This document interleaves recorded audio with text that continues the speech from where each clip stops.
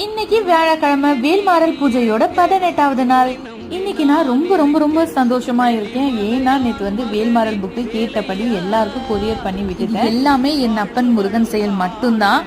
அவர் மட்டும்தான் இதுக்கு காரணம், வேற யாருமே இல்லை.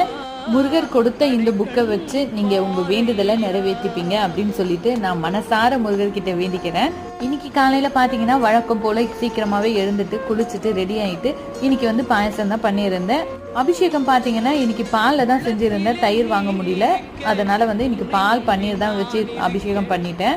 வழக்கம் போல முருகருக்கு அலங்காரம் செஞ்சு 6 நெய் தீபமும் ஏற்றி வச்சுட்டேன். வர திங்கக்கிழமை பாத்தீங்கன்னா ஆடி கிருத்திகை வருது. யாருக்கெல்லாம் புக்கு கிடைச்சதோ அவங்கெல்லாம் உங்களுக்கு ஒருவேளை வேல்மாறல் ஸ்டார்ட் பண்ணணும் அப்படின்னு ஆசையா இருந்தா கிருத்திகை, அதாவது ஆடி கிருத்திகை அன்னைக்கு ஸ்டார்ட் பண்ணுங்க. ரொம்ப ரொம்ப விசேஷமானது. ஏன்னா அன்னைக்கு தான் முருகர் அம்மா கிட்ட இருந்து வேல் வாங்கின நாள். நெக்ஸ்ட் வீடியோல பார்க்கலாம்.